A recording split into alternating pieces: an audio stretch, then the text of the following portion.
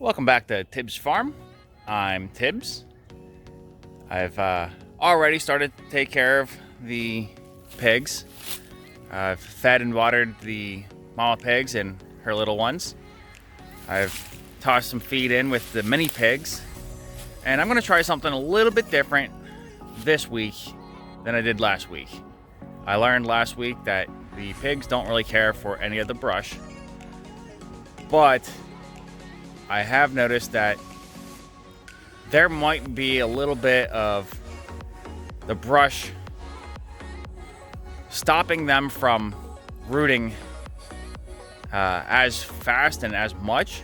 So I'm gonna leave it down and take bits and pieces out throughout the week to see if I can go and keep their entertainment up, if you will. Hopefully I can go and limit them trying to escape in the mornings. So the first area that I went and cleared out is this little area right here. And we'll see how that does. I still have a bunch more brush that needs to come out over the next week. So we'll see. Now let's get to the main attraction, I guess. Nibbler and his little buddies. Yesterday we left off with tossing some greens up here, and we still had some brush down at their level. They have, for the most part, cleared that all out. So I'm definitely gonna have to start cutting down the top, and I have to remember that this pen is a week short because it took me an extra day to get them in here.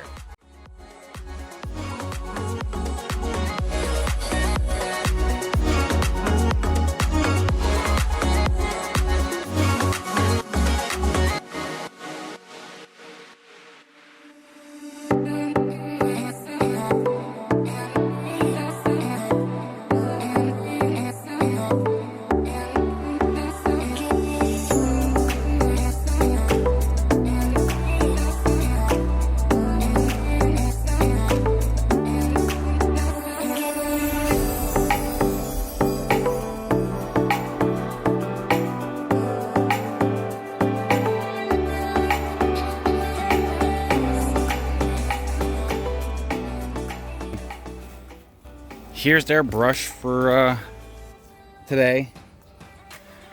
Kind of opened up that area back there. A little tiny bit over here, but for the most part, back behind the little houses. In this area over here.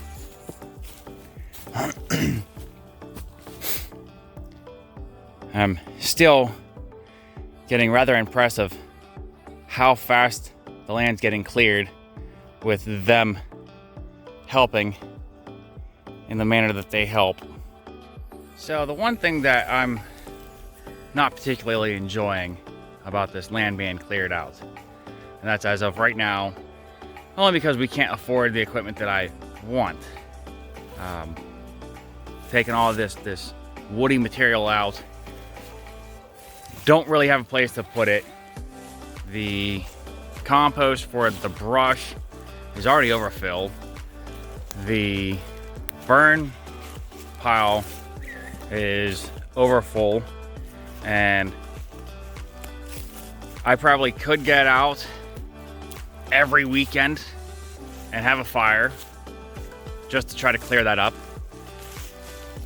But to some extent, I feel that is a bit of a waste. Letting a lot of that carbon go up into the atmosphere instead of going down into the ground to help build my soil. Mrs. Tibbs and I have looked at the cost of a wood chipper.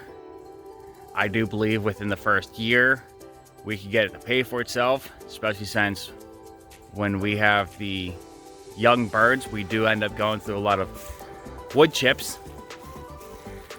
Unfortunately, we don't have the cash flow or money just set aside for a wood chipper. So we're trying to get it into the budget to save up to get one, but there's no guarantee on that. Especially as some things pop up, it takes from that fund. But with any luck, in the future, I will have a wood chipper, and I can get Mrs. Tibbs her wood chips for her little baby birds without having to go to a store and pay for it. So that would be very nice. And it'd help me get this land cleared up and look clean instead of just getting cleared up and having giant piles of brush everywhere.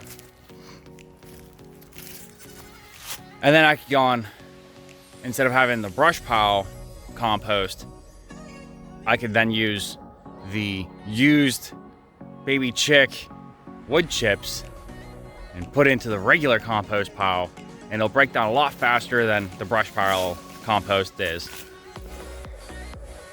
And if we find ourselves in a situation where we have too much wood chips, well, I guess at that point, might as well start building some raised garden beds and doing a modified hugel culture bedding.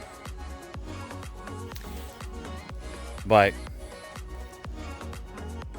that's not any time now. That's definitely in the future. I have been informed that some of y'all absolutely love seeing the baby pigs. So let's not hold that off any longer. Let's get you some baby pig. So baby pigs are still in their little house. Mama's looking at me like, what you doing? You can kind of see the little ones in there. It is a little colder of a morning. So I might have to try back later whenever it starts to warm up a little bit. Get y'all better footage. Oh.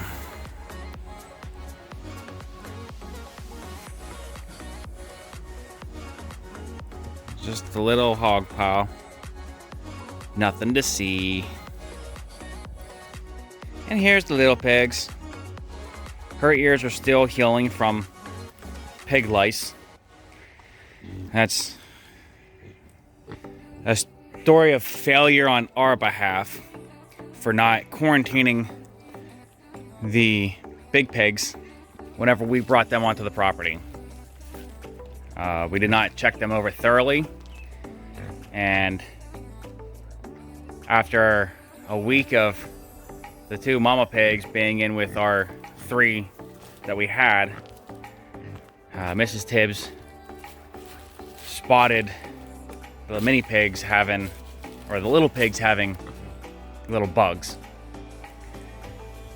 As disgusting as that is, it is treatable. We have treated them, and for the last 3-4 weeks now, we have yet to see another louse on any of the pigs. We did have to use a powder that we get at the local feed store. Basically, it's a mixture of diatomaceous earth with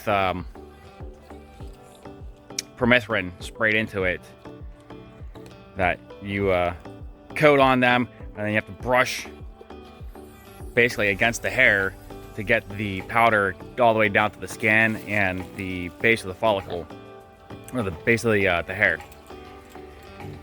So I have been putting a skin and coat supplement in their feed just because of how bad her bite marks are. Shame on us. My goal is to get a pen set up away from all of our animals.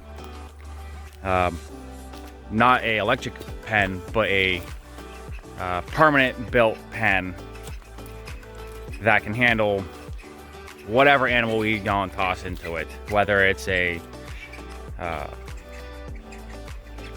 stray dog that comes through and we have to capture it waiting on animal control, if it's more goats, if it's more pigs, if we decide to ever get a cow.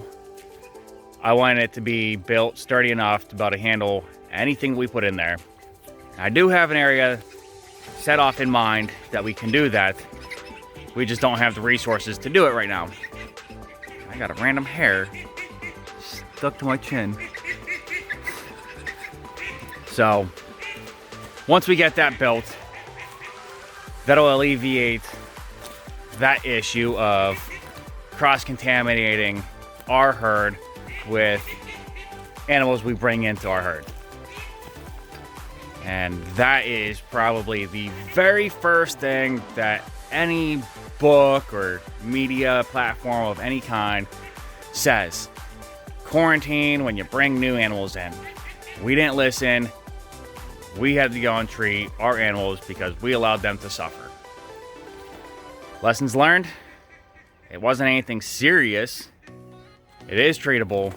They have been treated, and they haven't shown any signs since then. So, learn from us and everyone else that says anything. Quarantine your animals when you bring new ones in. If you don't have the room, then don't bring them in until you have a new pen. And we could have actually set up a pen like Mama's are in right now, because we have 3 of these pens. We have, let me bring you up to, now this is gonna look kind of weird because it is trapped under a tree. We had a tree fall on one of our other pens. It's a sheep and goat pen. But we have 2 of them. One's in the shop, and then one's out here under the tree. I haven't got out with the chainsaw and cleared this area. Yes, I should have done that 2 days ago when I had the chainsaw out.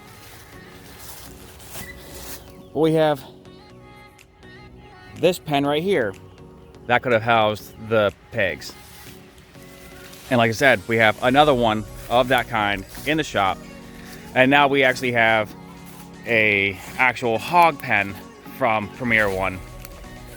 It's only about 24 inches tall. We did get that after we got the pigs, but that's not an excuse. We could have got that beforehand, before we got the pigs. We could have used any of these pens or the additional poultry pen for the mama pigs. I think I'm gonna call it a day. And as always, have a good day.